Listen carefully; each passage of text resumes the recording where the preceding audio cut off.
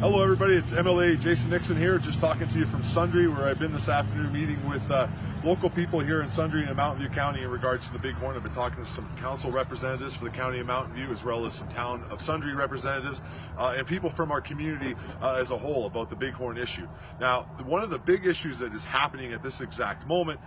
is concerns about basically there being no consultation at all in the southern portion of where these parks are being proposed, particularly around the community of Sundre and the County of Mountain View and the residents and stakeholders and businesses owners in this area of our province. Now, we do know up in Rocky Mountain House, Nordegg, and in Drayton Valley, Alberta Environment Parks are having invite-only meetings.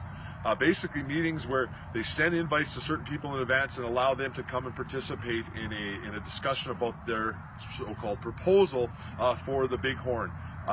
Some people are being turned away at the door because they weren't invited, and at this point Alberta Environment Parks has been clear there will be no public meeting. I hope they change their mind on that. We'll continue to call them out on that and continue to push them to be able to have an open public meeting, an open forum where there can be a conversation with the community. But down here in Mountain View County and Sundre, there's not even the invite-only meetings. They have completely disregarded this community and do not want to have a conversation with them about it. I don't know if it's because they've forgotten about Sundre and Mountain View County or because they didn't realize the connection that Sundre and Mountain View County have with places like the Yahatinda and those parts of our eastern slopes. But to this point, they still have not had a meeting with the town of Sundre,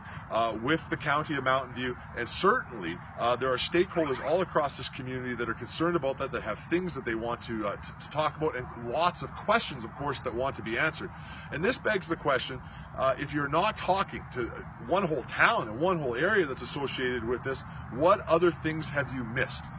This is the problem with trying to ram something through like this within 60 or 70 days over Christmas. You will continue to miss things, and by not talking to the people that are impacted, we're going to end up with a situation where a whole bunch of stuff has been missed, and there's going to be unintended consequences as a result of the decisions because they never talk to those people. Shortly, I'll be departing for Rocky Mountain House, again, where I'll be meeting with some more stakeholders to deal with the Bighorn, and we will continue to bring you updates on it,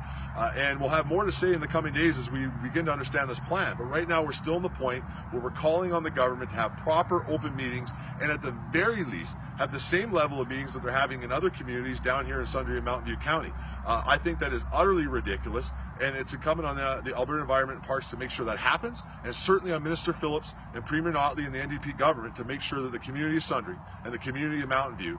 County are part of this process.